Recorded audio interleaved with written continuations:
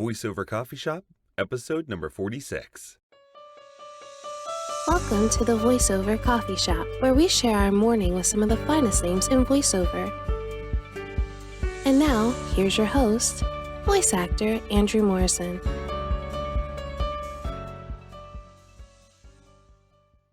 Hi there, my name is Andrew Morrison, and welcome to the Voiceover Coffee Shop, where we start our day with some of the finest names in voiceover. If you'd like to know a little bit more about me, feel free to visit my website at www.andrewdmorrison.com. In this episode, we have the phenomenal Mary Lynn Wissner. Mary Lynn is a casting director who has cast, directed, and produced some of the most amazing media in LA through her company, Voices Voicecasting. She is also the creator of VoiceOver Self-Direction app and the founder of the infamous VO Roadshow. In this episode, we discuss what attracts a casting director to talent. What exactly do casting directors do? And how does the casting process work? So how do you start your day? How do you take your coffee in the morning? Oh, good question. Sometimes I have tea, but I like a good cup of coffee, and I've been really into the oat milk lately, so that's my Me too. my thing. I'm trying not to do cream anymore.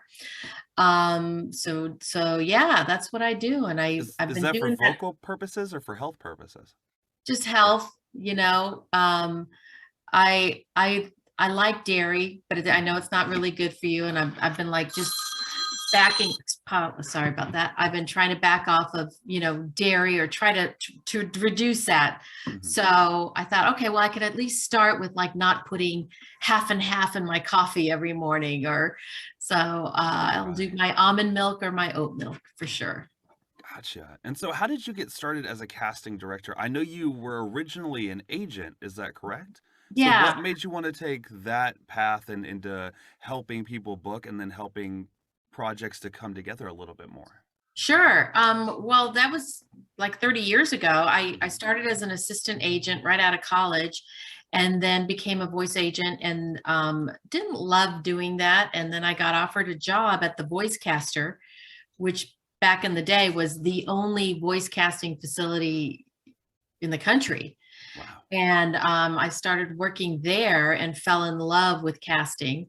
And because that was the only voice casting facility in the country, and this was, pre-internet, we were hired by every ad agency and production company around the world. And so, in one day, we had like 4 different studios there, and there was us little casting girls, and I'd be in my booth, and I could be casting an animation series in the morning, a couple commercials right after lunch, and maybe a narration project in the afternoon. So we were constantly all day just casting projects, and the actors would come in and audition, and we'd send that off to the ad agency. So after I was there about 2 years, that's when I decided to open up my own place, Voices Voicecasting, in 1990, and I've had that ever since.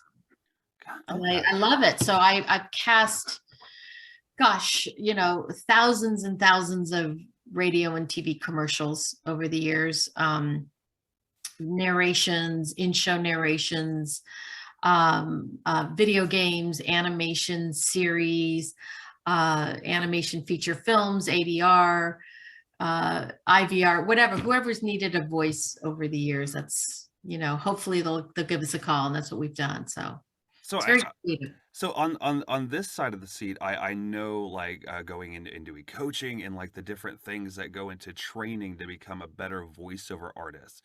But experience aside, what do casting directors do to kind of hone in on their abilities and learn to be better casting directors?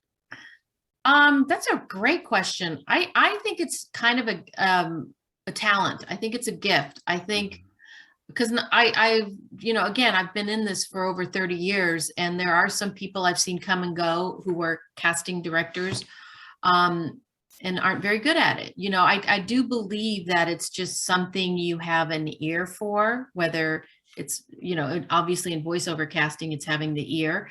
On camera casting, it would be having, the vision and the sight. But I do believe I have an ear for it. I'm a good director. I work with advertising agencies almost every day and production companies, so I know, what I'm in tune with usually what they're thinking, and you have to know pop culture and history and all kinds of things. So all those things appeal to me.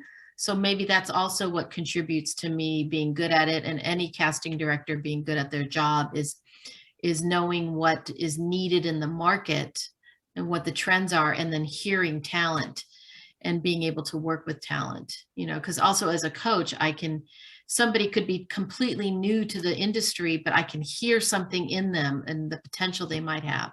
And I oftentimes hear things that they don't have it, and I have to kind of figure out how to help them either get that or move on to something else. So when people don't have it, what are like some common things that you've seen that people need to work on? I mean, aside like audio quality and things like Well, that. yeah, audio quality, of course, is a technical thing, but if Right. you have to have talent. It all comes down to talent, and like I tell people a lot of times, it's not always having this great voice. You can have a great voice, but if you can't act, you just have a great voice. So it really is about being able to act. It's being able to take somebody else's words and make them sound like they're your words and your experience or that moment in time in your life. And it's hard to do, especially in commercials. It's really hard to do. People think, people think, oh, voiceover, that's so fun. I want to do that. And until you try to do it, it's really difficult. So to be able to take those words and make them your own, it does take talent. So I think the first thing is, does that person have talent? And sometimes, it's just then nurturing that talent and then teaching them, the technique and the skills and the acting stuff that makes you great. Gotcha. So what are some of like the unknown problems in the casting world? Because of course we kind of have a small idea of like what your desk and what your world looks like, but I know it's a lot more than just getting scripts in, sending them out, and then going in and trying to direct somebody. What are some things that maybe people don't know that you have issues with, or some problems or some difficulties that come with casting? Well, if I'm understanding you correctly, issues with casting might be like talent didn't pay attention to the casting specs closely, or maybe an agent who I sent the casting to didn't translate that well to their talent, or some technical difficulties, like maybe their sound quality wasn't good, things like that. Those are probably the main issues that would come up, and that would be an annoyance for sure. Okay, so what does your overall day generally look like? Do you find like the first half of your day trying to find talent, and then the other half trying to find slots to direct talent for certain projects, or like what is Mary Lynn's overall casting process look like? Oh, good question there too. You've got some good ones. So typically what happens, just to give you an idea, when I get hired for a casting job, an ad agency, let's say it's coming from an ad agency, they'll call me or shoot me an email. Hey, Mary Lynn, we've got this project we're looking at. A national network campaign or whatever it is. It's going to run here and there and so on. They tell me about the project, what the product is, what their vision, what their thoughts are, maybe the types of voices they're thinking of. And then I usually will get on the phone with that producer or copywriter, because I like to make that connection. And okay, what are you thinking of? Do you have any celebrity prototypes? Because sometimes if they have a celebrity idea in their head, I can kind of pull that out. And then my brain just automatically starts thinking of names. I'll start writing names down right away, just because I hear voices in my head when I get descriptions of the type of voices they're thinking of. And then I go and start putting names together.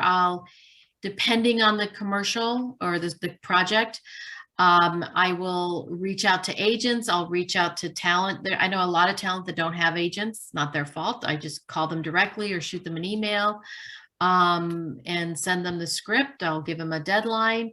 then I will get all those auditions back. My clients usually only want to hear, maybe 12 to 20 at the most, but I throw the net out wider and try to get, I don't know, maybe I'll get 100 auditions back. And so I cull through all those and listen to them, and then narrow it down, and then pick the, up to 20 best and send that on to the client. They'll call me back, say, this is who we like, or we have these top 3, who do you think? Or, it's a very collaborative process when it gets towards the end. And then ultimately, of course, the decision is theirs. Every once in a while, they'll say, well, you know the talent better, who would you pick? So that's happened sometimes, but most of the time, they come back and they give me their selection, and then we book them. So say you had 100 of auditions come back and they all sounded phenomenal. How would you find those, I guess, as J. Michael put it, those nice polished voices and then those weird little cars? Like what sort of things catch your attention when you're hearing an audition come back? Well, I'll tell you this, never ever has all 100 been phenomenal. That just doesn't happen. Right. Hypothetically. Yeah, that just doesn't happen. What was the last part of your question? How do I determine who goes? Well, what sort of things have you seen recently that have caught your attention? Where you're like, you know what, I want to put that in and see what happens. Yeah, well, I'm always kind of known as a ringer casting director anyway, where like every once in a while I'll throw in something they weren't expecting. Like we did some casting for Alfa Romeo a while ago, and they had to have guys, has to be a guy, and I threw in a couple of gals because and they booked one. They booked her instead of the guy. They were so adamant that it had to be a guy. But I think that's my job as a casting director, is sort of obviously follow their guidelines and what they want, but maybe there's something about somebody that just, and why not? I'll throw it in there. And I have a pretty good relationship, at least I like to think so, with a lot of my producers I work with. What I'll say, I threw in this ringer because she just had this amazing quality, or her phrasing, or the way she interpreted or whatever. So things that stand out are, people that kind of make the copy their own.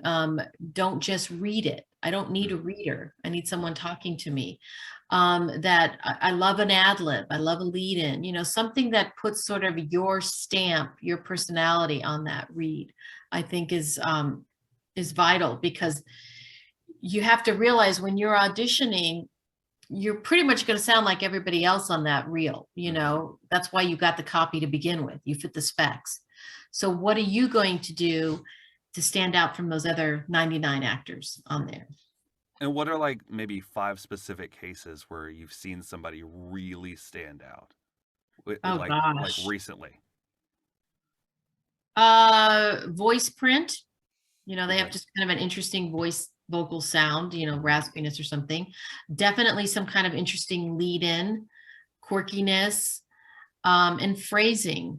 I don't know if those are 5 things, but kind of just the way they phrased thing. They use their own punctuation. But again, it depends on the copy and the direction they're going for. Because when it's like a real person type of read, you have more freedom to be a little bit more artsy and the weird little car, as J. Michael likes to call it, But if it's something that's a little more staid and authoritative, you're gonna, you can't variate too much from the intent of the script and put your own punctuation and stuff in. So of course, you pay attention to the casting specs and the direction, but it is important to put your stamp, what makes you on there, not the voice you think you're supposed to do.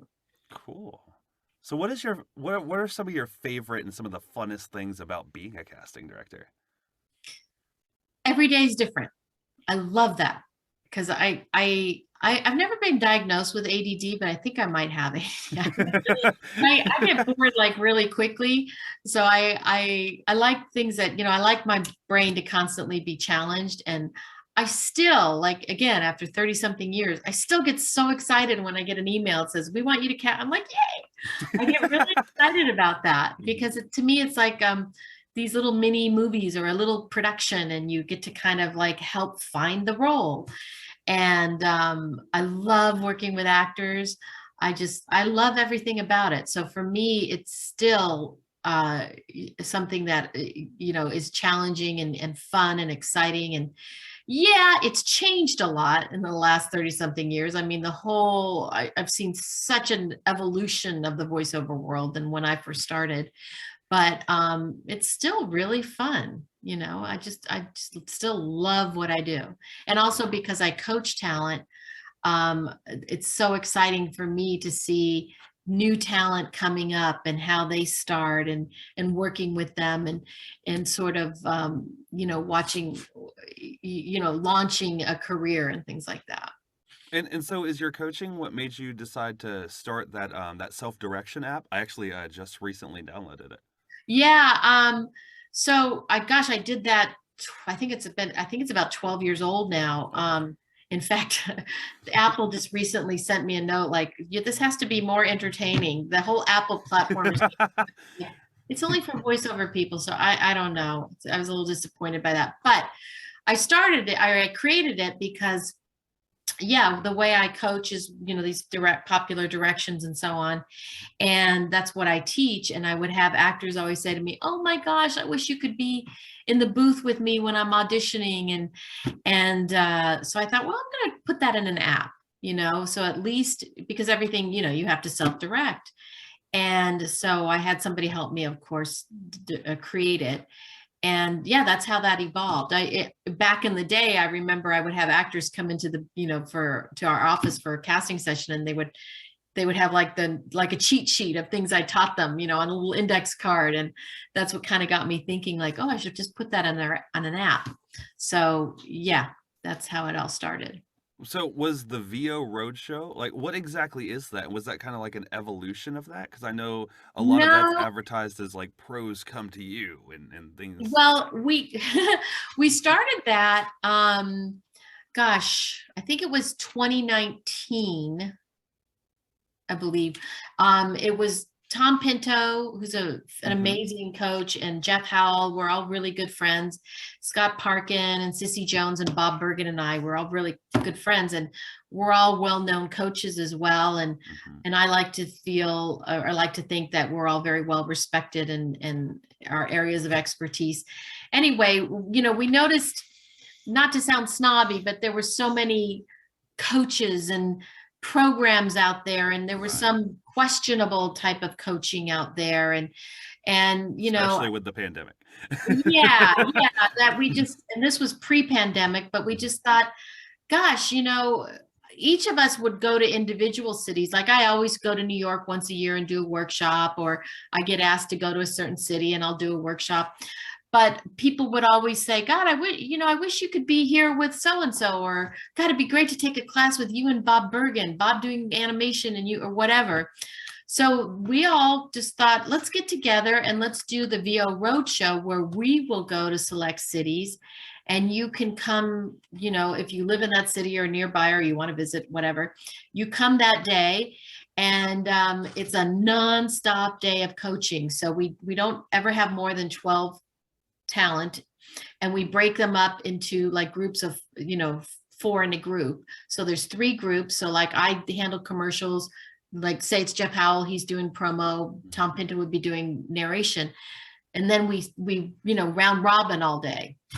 So you get like intense coaching, and then we have lunch brought in so you don't have to leave, and it's so much fun. So that's why I kind of coined the phrase, it's a year's worth of coaching in one day. It's very concentrated, but you get a lot of time on the mic. We're at a studio, and it's a lot of fun. So we started that in 2019, and then again 2020 started it, and then we had to stop because of the pandemic. Right. And then we picked it up this year. Jeff and I went to London, and we were going to do Austin and Portland, but we decided to hold off because some people were still a little nervous about a big group type situation. Yeah. So the only one we're going to end up doing the rest of this year is New York, because that's pretty much sold out already. We've got a few spots left. But I think we'll pick it up again for more dates, more cities next year. Everybody has to kind of get their comfort zone, level I'm up gonna have to again. make sure I come to one. That sounds Yeah. Oh, they're so much fantastic. fun. They're a lot of fun. And then plus, because you're in a small group, like I said, there's only 4 people or so in a group. You get a lot of mic time and, working out and ironing out the kinks. And we had people repeat, like they came to Chicago, but they're also going to come to New York or whatever. So it's been a lot of fun doing that for sure. All right. And so going back to the VO side of it, I imagine you get hundreds of submissions, like on a return basis. For a casting director, what is the appropriate time frame to follow up when you haven't heard anything and that's the casting director you really want to work with? Um, I think it kind of depends on the casting director. I know for me, I just don't have the time to respond to every email. Right. So if I get your email with a demo, I will try and listen to it in a timely manner. It might be right away. Like if I just happen to open the email and I can listen to the demo right then, I will. But most of the time I kind of put those aside to listen to later in the day or the week.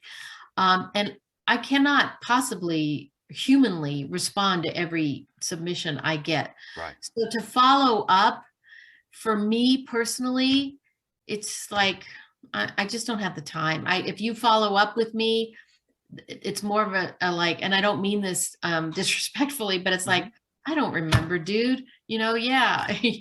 Right. So if I like the demo and I think you sound good, or I could use you, we have a database, I'll put it in there and kind of make notes on what I heard on the demo and refer to it that way.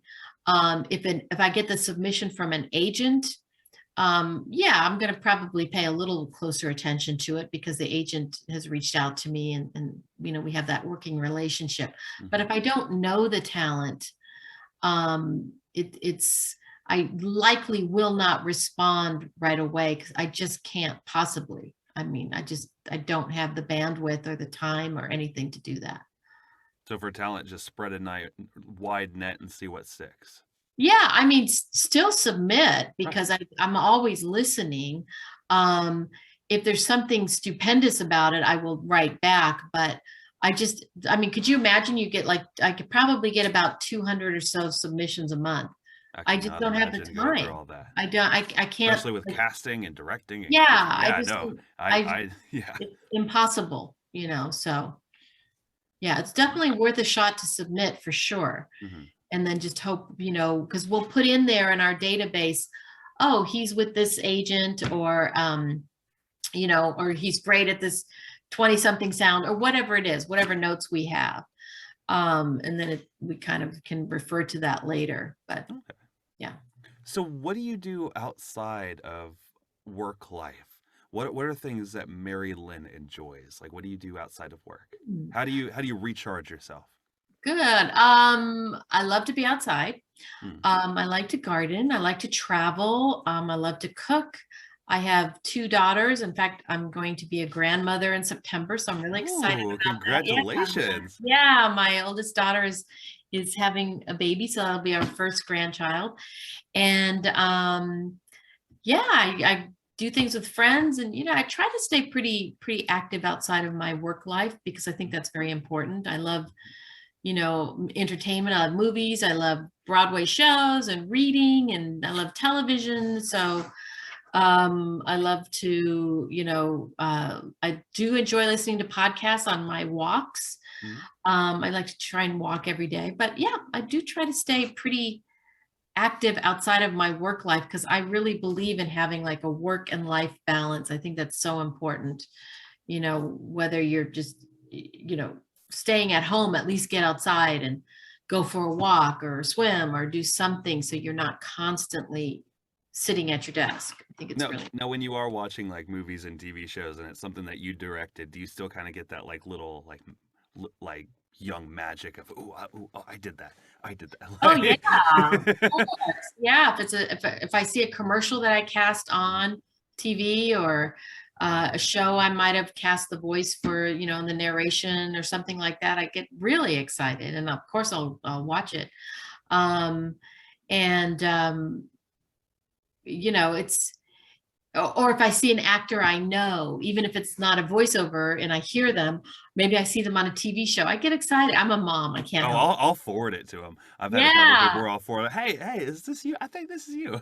Yeah, I love that. I mean, that's what we do. I mean, the voiceover industry is just so supportive and kind. And I love the people I work with. And like I said, I love actors, and I love what we do. It's just, to me, it's fun, it's creative, and it's inspiring. So it's good. You were at VO Atlanta. Yeah. I mean, the people are just, the voiceover people are just nice, it's supportive. So I like that. Absolutely. So if you were to write yourself a letter before you started your own casting agency from where you're sitting now, what would you write back to yourself?